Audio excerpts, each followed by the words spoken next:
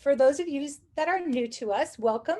We are so happy to have you. I am Carol Lippert. I'm the Executive Director for Canyon Professional Development, which is an outreach program for K-12 educators where we provide professional development, such as this one, for administrators, for educators, for support staff. So if ever you're interested in any professional development opportunities, feel free to give me a holler. My contact information will be at the end.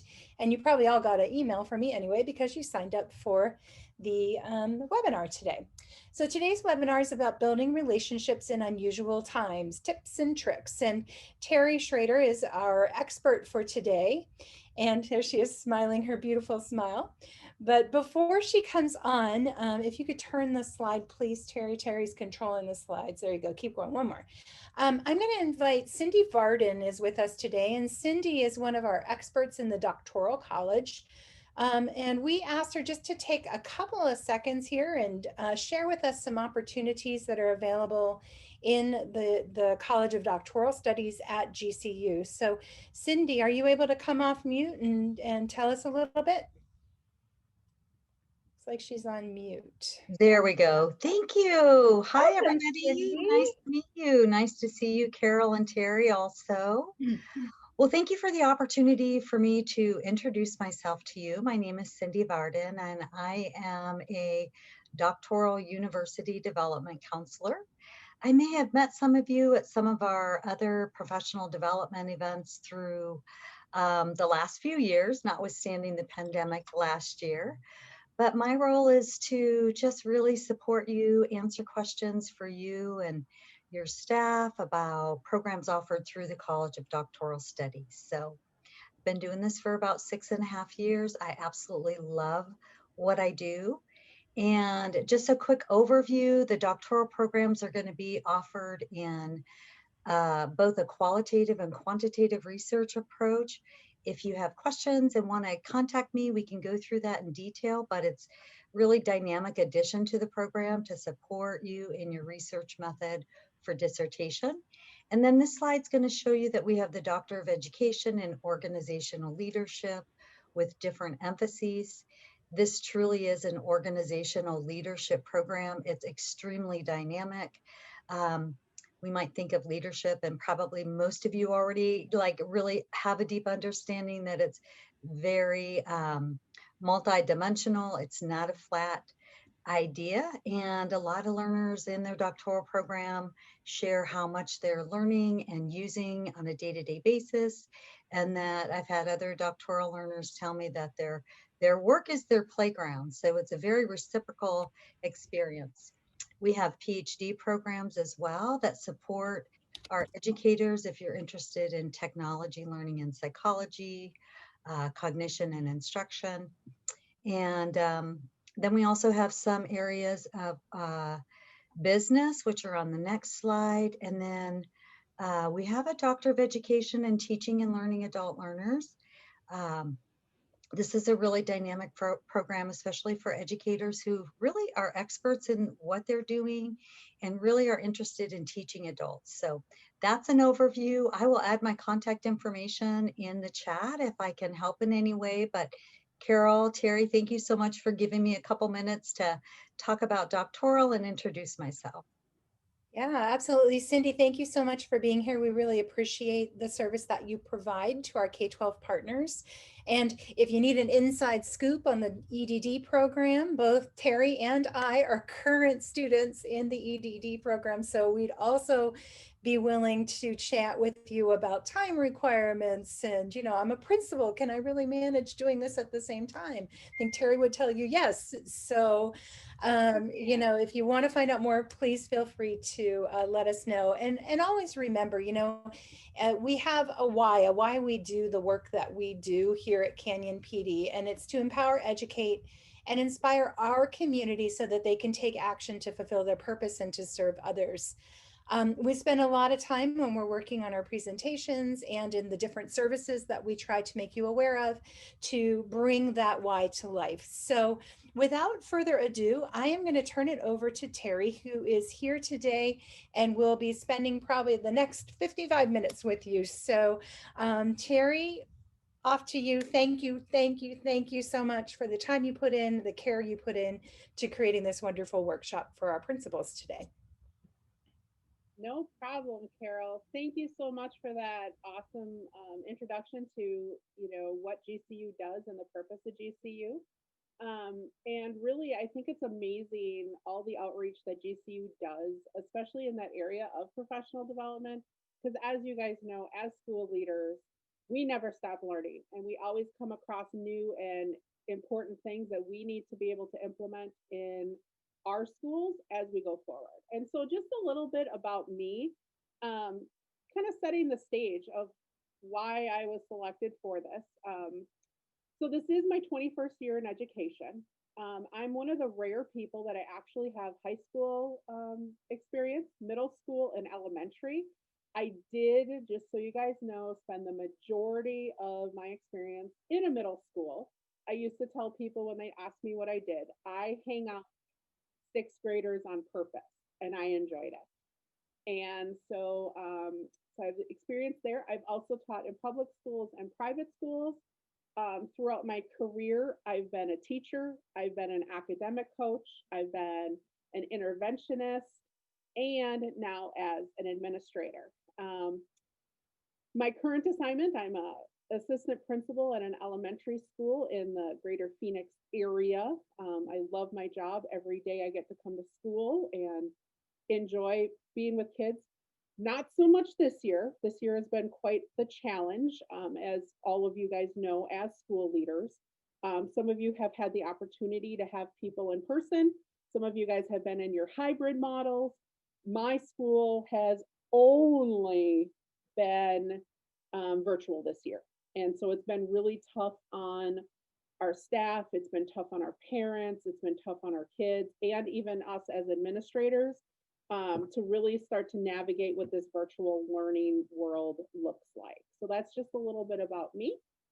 I love quotes because quotes actually motivate me to get going and doing what I want to do.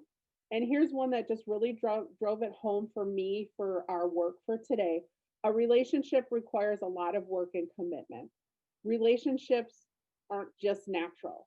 It doesn't matter if it's a marriage relationship, if it's a work relationship, a relationship with your personal children, a relationship with your student children. All of that stuff always takes work and commitment, and it's just something that I know that I always keep in the back of my mind. So let's open up the chat a little bit before we get started and really set our purpose for today. And I just really would like to know, like, why are you here? I know, just like all of you guys know, how valuable administrator time is. And to be able to dedicate one whole hour to your professional development is really important. But we also want to make sure that we're really starting to get what you need from this. So why are you here today? So why don't you throw that in the chat? Give us a reason what you hope to gain. So that way, if I know that there's something that you're specifically looking for, I can kind of start to tailor some of our presentation to some of those things.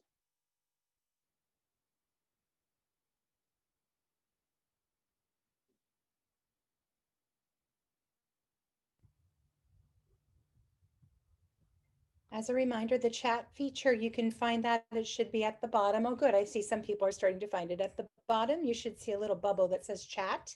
Just make sure that you select panelists and attendees, not just panelists, so that everyone can see your responses. And thank you everyone for responding. Yes, Helena, I just saw there to learn and grow. Yes, everything that we do, we always want to learn and grow. And looking for something you can implement immediately. Oh, don't worry. I've got a couple strategies for you that you'll be able to start on as soon as we're done, if not tonight, and get it done and going tomorrow. Staff virtual meetings, building connections in the virtual world, gathering resources. Cool, Elaine. We're glad that you enjoyed your sessions from the last semester and you want to learn more. That's awesome, because then we know that we're doing a great job to provide professional development for our school leaders. Supporting classroom teachers, Marnie, definitely there'll be a couple things in what I'm talking about in a little bit that will help you support your teachers in the classroom. So thank you so much for those things. And so let's take a look at our overall goal. Our overall goal, which has been mentioned by some of you already, is to collaborate with other administrators to share and discuss building relationships with our stakeholders during these unusual circumstances. As I said, some of us are virtual, some of us are hybrid, some of us have been in person the whole time, so we do have some differences there. My three objectives for today are to explore some of these strategies to build relationships with students, explore the strategies to build relationships with your staff, and then this is that one piece, I believe, Marnie, that we were talking about. I want you to be able to identify 2 or 3 strategies that you can implement at your school as soon as tomorrow. And that to me is always super important. My husband, who is also an educator, he used to call me the professional development attender, because it always seemed like my district gave us a lot of opportunity to attend professional development, but not always enough time to implement what we learn. And so I want to make sure that some of these strategies that I'm going to give you today are really going to help us get started on this right away. So I think a lot of you already did this. You told us where you are, where you're from, but if you haven't had an opportunity or you would like to share again, just let us know like where you are. And I think this time maybe even focusing on that in-person, hybrid, or online, and where you're from, and how long have you been an administrator? Or are you, is this your first year? Is this your 8th year? Have you not had that opportunity to be administrator yet? Because we want to welcome everybody. So go ahead and throw some of those things in there in the chat. So Ronald says he's the head of school. That's awesome. And Richard, you as well. Okay, so we got an assistant principal in here. 10th year, first year as an assistant principal. Yes, Becky. First year as an assistant principal in COVID times. Oh, I feel bad for first year administrators or first year teachers to know that this is not normal. All right. Someone just said, go Packers. Amy, I completely agree. I was born and raised in Wisconsin. I'm originally from the Milwaukee area. So I did see that there were some Wisconsin fans and people living in Wisconsin on here. So that, goes back to my heart. I've been in Arizona now for 15 years. And so, Arizona is the new home. All right, so here we go. So one of the things that we want to talk about really is, why are solid relationships important for our K12 school administrators? And so, again, as the person leading the webinar, I have my ideas of why solid relationships are important, but why do you think they're important? What is the purpose behind them? What as leaders is important for us to do so we can accomplish our work? So if you have any idea of why we want to have solid relationships, what is the purpose of them? Here we are in this time in which we don't have a lot of face-to-face. So what does that look like? Absolutely, Debbie, building trust, deeper learning, for sure, Dana, Helena. It is a lonely job being a principal. I know that I'm super lucky as the assistant principal. My principal is amazing. He's just the most amazing leader, and we make an amazing team. So even though it is kind of lonely at the top, we at least have each other. Learning from those who you trust, very good. So moving on here. So you guys are really the experts. So think about a time in which you have built a relationship with some of your stakeholders from your school. How have you done that? What was your strategy? What did you do, and who was it with?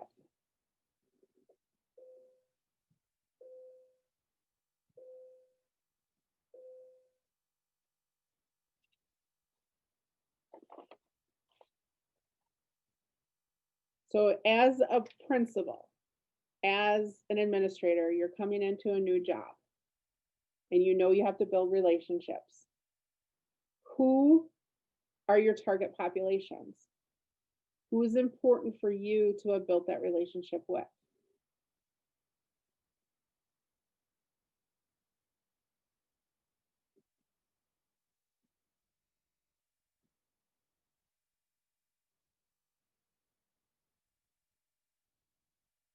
Face-to-face communication, Ronald, is so important. And that's actually one of the strategies that we'll talk about in a little bit when we get to the stuff with our staff. Jeff, thank you, students, staff, parents, teachers, fantastic. Ooh, Allison talked about a survey. Yes, giving out surveys to some of your stakeholders. Hard to do face to face, but definitely that Zoom. And honestly, right now, that's the best way to do a face to face is via Zoom. So thank you so much for those of you that have been participating. So we already talked about some of the key stakeholders. And so our number one stakeholder that we're really going to talk about first are our students. And James Comer said, no significant learning can occur without a significant relationship first. As school leaders, I know I always talk about with my students and my staff, there's two things that I'm super concerned with. One, student safety, and two, student learning.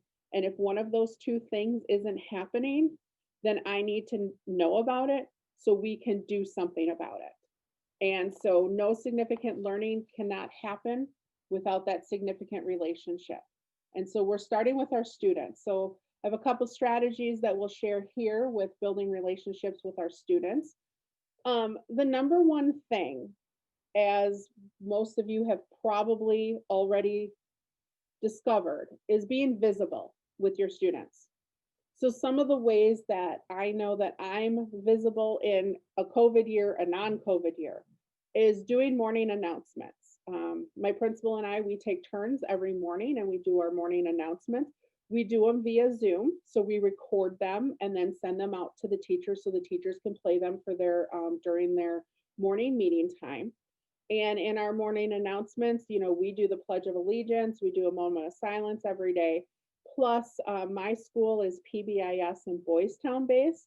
So every morning we also talk about what our Boys Town skill of the week is.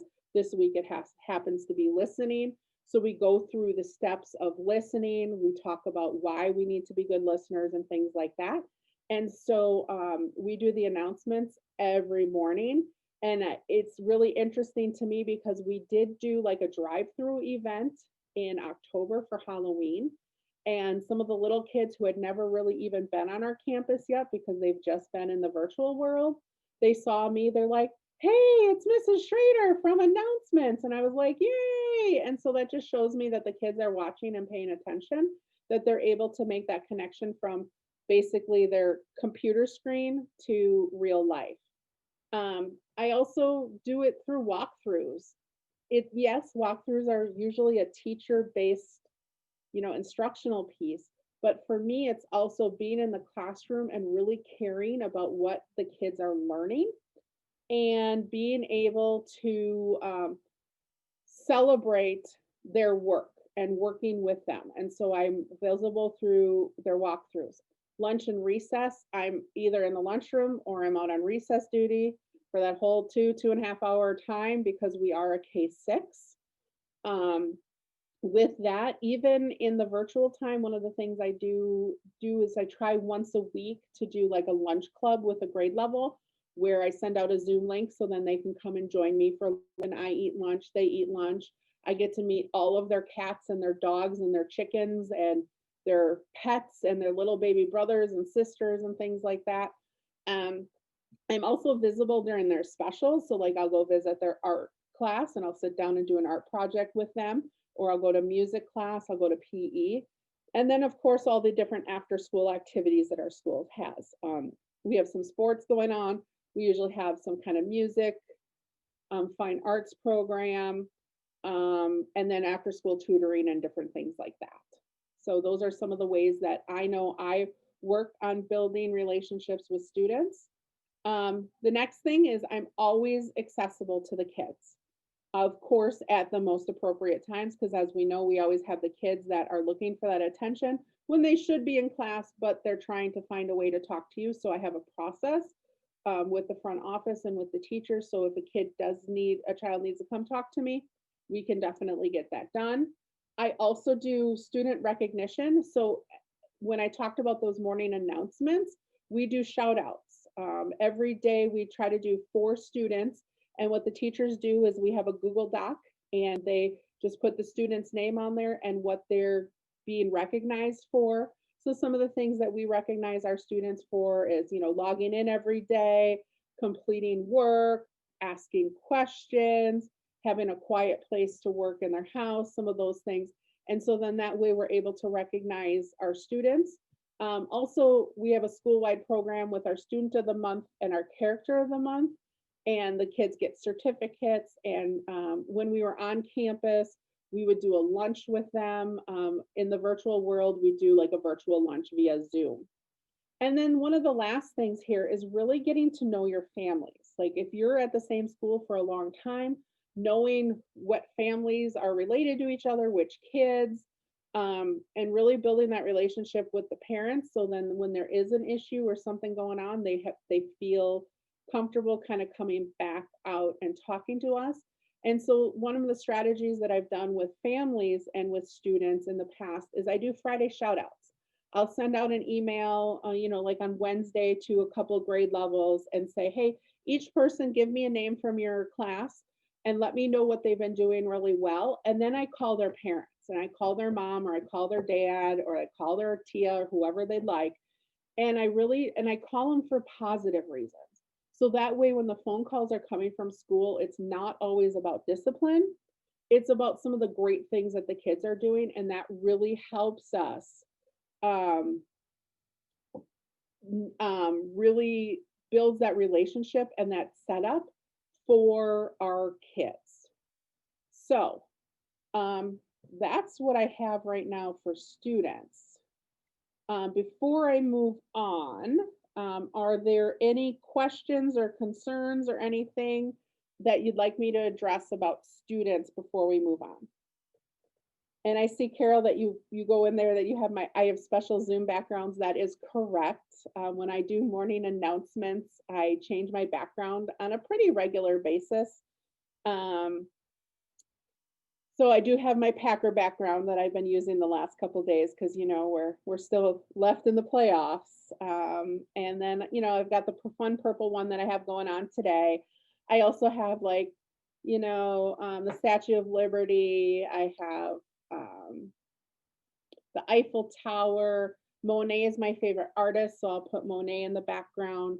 We're the Eagles, so I have some backgrounds that have eagles. So anyway, so those are just some of the things that I have with students. So it doesn't look like we have any questions or concerns. Is there anything in the chat that I missed, Carol? No, I just was really excited to see all of the things that people were kind of popping in there. So I just encourage people to keep doing that. It's a great way for us to learn from each other. Absolutely.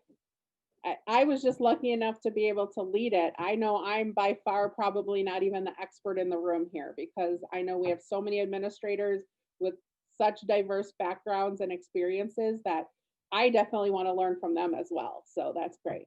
So now we're going to move on to the staff. And I'm going to say that, yes, we concentrate on building relationships with kids.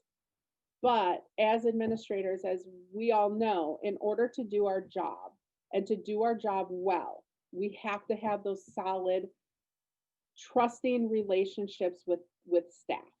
And so the one thing that I know that's super important for us is really focusing on that climate and culture of your school. The climate and culture of your school helps to determine what some of those relationships are, okay? As school leaders, we're the ones setting the tone for what we tolerate and what we promote on our campus. And I do know that like my school, you know, we call ourselves a family, and we truly are a family, because we believe that if our teachers and our staff haven't been able to take care of their family at home, they're not able to take care of our kids at school because of that home piece. And so we really do promote um, self-care, family time, shutting the stuff off on the weekends, even though we know how difficult some of that stuff is. So Jennifer, I see a question in here. How would you describe the difference between climate and culture? That is always such a kind of a, to me, like a loaded question. It really depends on what research you look at and what definitions you look at. For me, as an administrator, in my knowledge, culture is what has been established at your school. This is what we do, this is how we do it. Everybody just kind of follows along. To me, climate is that feeling.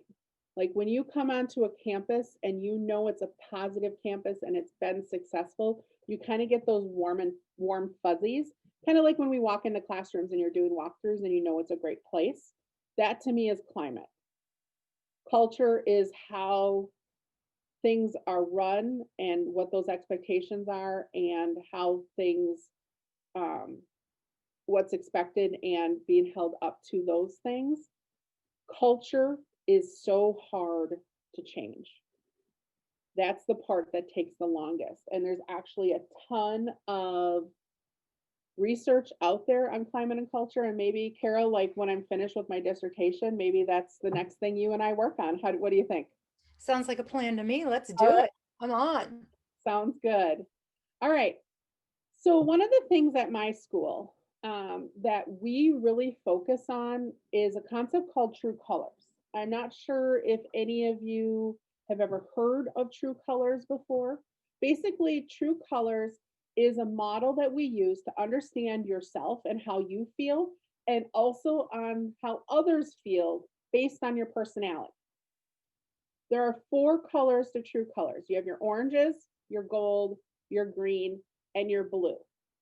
And when you are looking at these 4 colors, each person has a combination of the 4 colors. So for me, I have aspects of all 4 colors, but my dominant color is gold, followed by green, and then blue, and then orange. Okay. The true colors is amazing because it really provides a lot of different insights into the way that people act, the way that people react, and the way that people communicate with others. So if you're able to understand your staff members' colors and the way that all of those pieces go together, you're better, it's easier to build solid relationships with them. So let's take a little closer look at some of, first of all, how you determine this. I just Googled true colors. There are a ton of different personality quizzes out there that you can do with your staff on this. I do also have, we have 2 books. Oh wait, you can't see them because they're not, there we go. I'll put them a little closer to me because otherwise they were disappearing into my background. And basically these books here help with some of the resources that you'll find on the internet. And so basically you would give your staff this quiz. So if you look at box 1, you have 4 different sections. Yes, Helena, I will put these in the chat towards the end, so then that way you can take a look at what those books are. And so what you do is you take a look at like box 1 with A, active, optimistic, spontaneous, B, parental, traditional, responsible, authentic, harmonious, compassionate, versatile, inventive, competent. And so what you want to do is you want to think about yourself and which group of words best describes you. And if it's most like you, you would give it a 4, and then you would go to 3, 2, and 1, 1 meaning least like you. And so you would go through this whole personality quiz, rating yourself on each of the boxes within there, and then you're adding up the scores, and then it gives you your final results. So taking a look at the 4 colors. In general, your gold people are the people who are punctual, organized, and precise. This is where I come in. Like, I was born and raised in the area that if you're on time, you're late. You should be 5 minutes early. Not everybody runs like that. That's part of my gold personality. Your greens are your analytical, your intuitive, sorry, and your visionaries. Okay. Those are kind of your planners. They're the ones that like to take the information, take a step back, think about it, come up with a plan. Your orange people are your energetic, spontaneous, and charming, like, let's go, get it done, like right now. Come on, come on, come on, come on.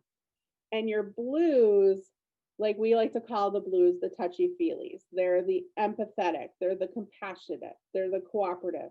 They want to make sure that everybody feels good, that everybody's had an opportunity.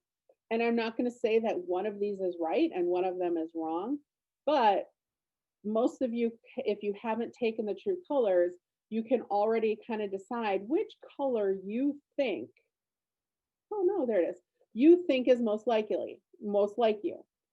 And so here is just another descriptor with some different things for the 4 colors.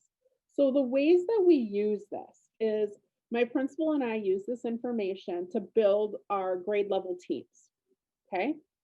And we do that because if you were to put a group of gold people together, like all 4 members of your team are gold, you're gonna have problems because they're gonna be butting heads. Sure, they're gonna respect the rules and the authority, they're gonna be responsible, but sometimes with the gold, it's I'm right, it's my way or the highway. Whereas if you have, say, a group that's completely blue, they're probably not going to get too much done because they're all concerned of, well, if we do this, then we might hurt that person's feelings. Or if I do this, this person might get mad at me. The greens, if you have a whole group of greens, they're going to have a super solid plan, but it's going to take a while to get started on it. The oranges, they're kind of all over the place.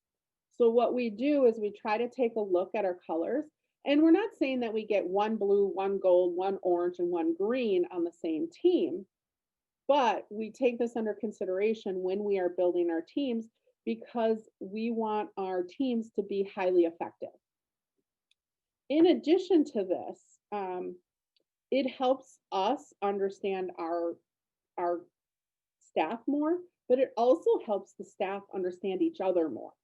And so then they are able to, talk to each other like, hey, Miss Gold, I understand that you're gold, but I'm also green and I need some steps that go with this. So I need to look at that first before we move forward. And so they're able to talk with each other so they have a better understanding where each other's coming from.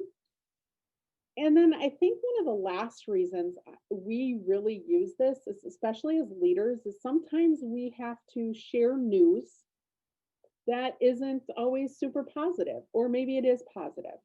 And we have to find the best way to break some of that information to people. So knowing where they come from will help us guide that conversation a little bit more, where we can empathize with their personality trait and then tell them how or what the situation that's going on. And so I know for our school, the true colors has really helped all of us build those relationships and know each other. So moving on, for those of you that have focused on collaboration, another strategy for us is just using our professional learning communities and relying on that. Here I have SMART to remind us of our SMART goals. So to kind of guide some of the work that we have with us, our professional learning communities at our school is super important because it's really what drives our curriculum and our planning and our intervention, and they all need to be able to work together. And so my principal and I we attend as many of the PLC meetings as we can, we're not there to monitor. We know they're doing what they need to do. We can monitor that work through their agendas, but we're there to support their work, add in some extra pieces to kind of recognize them for the work that they're doing, and also to be a part of the community. And so for us, building relationships through the professional learning communities is so important. We're there to support them because we know how hard their work is every day. And so this is part of that building relationships piece for us. Another strategy that I've used and I continue to use a lot is walkthrough feedback and being present in the classrooms. You're not going to find me in my office. I'm here now, but I Zoom through right now. I have a list of all of them. I go through. Here are some great things that you're doing. Have you thought about this? But this also goes back to building relationships with students, but also building relationships and trust with teachers, that I'm not there to get you. I'm not there to catch you doing something wrong. I'm there to support your work and to help you with the stuff that you have going on in your classroom. And so walkthrough feedbacks is and being present in their classroom is really important when you're building those relationships and building that trust. So Terry, before you move in from there, I just have a question for you. So you said walk through feedback, but you're online. So how are you doing that? Are you really zooming through feedback? Like, how does that work? Yeah, Carol, that's a great question. And I suppose if you haven't been with me, you wouldn't know what that answer is. And so, yeah, so like when I'm in the classroom and I do the walkthroughs, we have a walkthrough form, but we've also put that all on Google Docs. And so what I do is after I've filled out the district form or whatever form we're reading, I always email it to them so they have it. With the Zoom throughs, because that's kind of what we're calling on the walkthroughs, I provide feedback within a half hour to their email. And so then that way I always talk about, here are the good things, here are the great strategies that I've been seeing in virtual learning. This part here, I could tell that you did a great job modeling. You provided independent, guided practice, independent practice. And then I always like to give them a question of something to think about to move their practice forward. And so in this case, because our staff isn't on campus, they can be on campus, but the majority of our teachers are teaching from home. I provide feedback through email. So, all right, moving on. As I talked about a little bit earlier, my school, we use Boys Town, and we also use PBIS methods for classroom management and school-wide management. And one of the things in Boys Town, if you haven't been trained in it, is it really focuses on praise. And so in building relationships, we focus on praise for teachers just like we do for students. We want 4 praises for every 1 correction. Now, of course, I don't have a checklist and I'm not checking them off, but making sure that we are recognizing our teachers for doing what we want them to do, all of those great things that they do every day. And then if there is something that isn't going as well, we correct that, or we have those conversations in private. So we praise in public and correct in private. And that goes back to that teaching, goes back to that trust and the fact that we're not here to catch anybody, but we're here to make sure that students are learning. So moving into one of the strategies that my principal and I did this year for building relationships with teachers, it was probably October. And we were kind of like, okay, so we've been virtual for, almost a quarter now. How's it going? And one of the things we realized was we were missing the everyday interactions with our teachers in the teachers' lounge, passing them in the breezeway, seeing them in the cafeteria, seeing them on the playground, them popping in our office, us popping in their classroom, because clearly they're not on campus, they're at home. And so what my principal and I did is we, through like Sign Up Genius or something, we set up a schedule, and we had all the teachers sign up for a 20-minute session with us via Zoom, just to talk, to see them, see how things are going. And we really had one question. And that was the only thing that we wanted to ask was, how are you doing? And for some of the teachers, they just talked for 20 minutes, and we learned about their family, and we learned about some of the problems with COVID, some of their online things. And we took some notes, and, towards the end, we'd always say, okay, so, we heard this, this, and this. How can we support you? What can we do to help you? And so then that way, it really opened the door for us, and it really made us understand what our teachers are going through. So if you haven't had the opportunity and you've been virtual this whole time, I would highly recommend the one-on-one sessions. Totally time consuming, but worth every second of investment. So that would be something that I would definitely recommend. All right, so on to some fun things. So since we are virtual, as you know, and we're doing all of our PD and stuff over Zoom, we decided that we needed to do something fun. So this year we started music trivia. So about 10 minutes at the beginning of our professional development or in front of one of our staff meetings, my principal and I come up with 4 songs. Sometimes they have a theme. We did a Halloween theme. Sometimes we've, done one from the 70s, one from the 80s, one from the 90s, one from now, because like most of you, we have a very diverse staff, where if we did just songs from now, people wouldn't know what they were. And, we wanted to make sure that everybody could participate. And so we would start playing the song, and then we would use the chat feature, and then whoever would chat in first, whatever the song was, would get a prize. And we have a prize closet, and it's basically like school supplies, like fun sticky notes and different colored dry erase markers and things like that. And so for us, this has always been a fun thing to kind of plan and go through. We did find that we do have like 4 or 5 teachers who are absolutely excellent at music trivia. And so we're trying to figure out ways to make it a little more competitive for some other people. So that was one of our strategies. All right, so here is another thing that we did. So this is a picture of my principal, Jeremy Chandler, and he's amazing in what he does. We decided that our teachers needed a little bit more Christmas holiday cheer. And so what he and I did was we put together, as you can see kind of in the left picture, we put together like brownie jars and also the cookie jars, where they can just dump, and they have to put in some butter and maybe an egg or 2. And then they could make a batch of cookies. And then we also gave like a bag of candy, so you can see the Twix and the Hershey's Kisses there.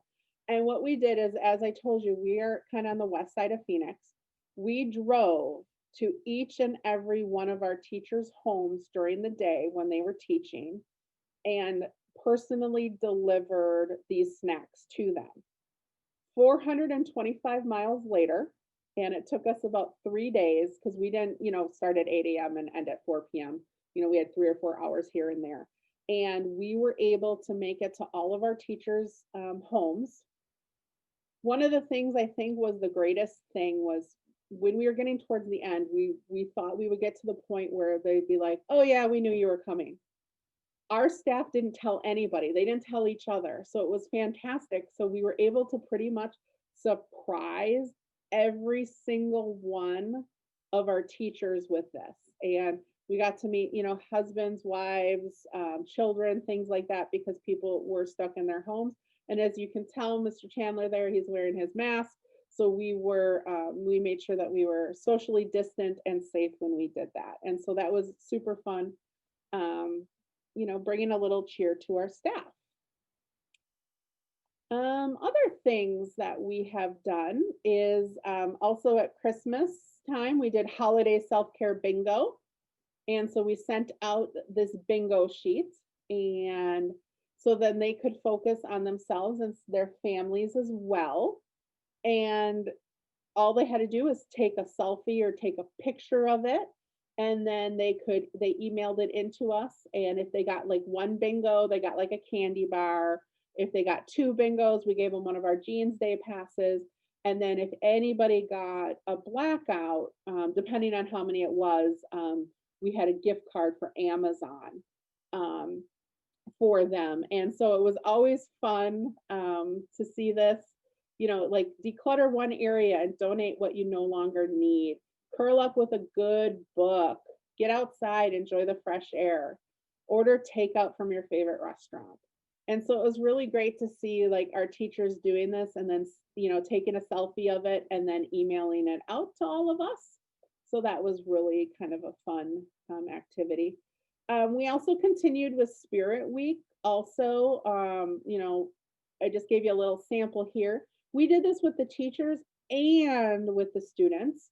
And so then, being online, it was a little more of a challenging situation, but we did, Candy Cane Day, where they were red, wore red and white, mad about plaid. What's interesting about this is I came up, I did some research on this, and then I came up with a whole bunch of them. And then my principal kind of picked out the ones he thought were great. And I realized that I don't have any more plaid left. I have no idea what happened. Talk to me in the late 90s in college. I had so much flannel, but I don't have any left. And I was like, I made a day and I can't even dress up. So this was kind of fun to see the ugly sweaters, to see the different hats. And so that would also be a strategy that you can, and this helps to build that climate and build those relationships. All right. Scavenger hunt. This was a strategy that my principal and I did actually last April and May when we first went into distance learning. Every day for 3 days, we sent out a list of different things for our teachers to do while they were home. And then we did it by grade level team, and they would send it to, say, their team leader, and then their team leader would send it to us. And then the next day, what we did is we sent it out in like a PowerPoint type format so everybody could see. So this one here, it was creating a crossword puzzle, your favorite picture, book recommendations. It went on a cute picture of you and your pet, a written description of the most drastic thing you had to do to prepare for the quarantine. And then we also did things on here like send someone who's not on your team an email, a card, virtual flowers, something creative just to let them know that you're thinking of them. And so then through this scavenger hunt, they were also able to kind of pick up and make their classmates and their teammates feel better, as well. And so here are some of the things that we got. And so complete the sentence. Mr. Cantu said one time he washed his hands at school and they were out of paper towels. So he was walking around campus and he dried his hands on the back of his students' backs as he talked to them. A picture of the very last thing you would eat at your house if you ran out of food. And someone had a picture of pork and beans. I don't know why it's backwards, but close, good enough. And then, so here's one of our teachers whose husband is a plumber. And this was in the middle of the toilet paper situation. And it's a written description. And so what he did is he kind of added his own sprayer system in case they ran out of toilet paper. And for us, we thought that was pretty drastic. And so we shared that with the staff, and it was pretty funny. It went over really well. So doing a scavenger hunt type thing with your staff is a fun way to build relationships. So looking at here, we have Joyce Meyer. We can improve our relationships with others by leaps and bounds if we become encouragers instead of the critics.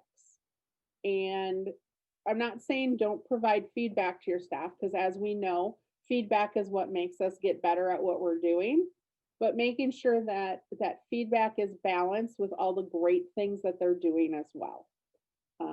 Because we don't want to be critical of them. We want to be encouraging of all the great things that people are doing. So our Bible verse comes to us from James 1, 19 and 20. My dear brothers and sisters, take note of this. Everyone should be quick to listen, slow to speak, and slow to become angry, because human anger does not produce the righteousness that God desires. And so like this really came, drove it home to me as a school leader, because you guys know there are some days when something happens and you're like, oh my gosh, why this? How could this have happened? But if we don't just take it in and think about it and then react, we may get too angry, and then that's just going to make the situation a little bit more challenging. And so, as a school leader, we're able to kind of take that step back and do what is best for our kids. So,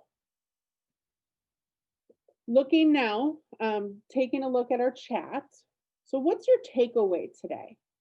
What was one strategy that you think you could implement tomorrow? Because that was one of our goals, was to come up with 2 or 3 different things that you are thinking that you could implement tomorrow. And is there anything that you need more support with, or any questions that you still have? So we'll open up the chat definitely for that. And Shonda, I'll mention the survey in a minute as well. All right, so personality quizzes, Liz says. Becky, you're talking about self-care bingo. Let me know if you want the outline for that. I can send that to you. Carol, yes, creativity, lots of different ideas, because remember, our staffs are very diverse, and what makes one person happy may not make another person happy, or work on that, building that relationship. So we have to be able to kind of be a little bit more diversified in the ways that we build relationships. Yes, lunch clubs, Candy.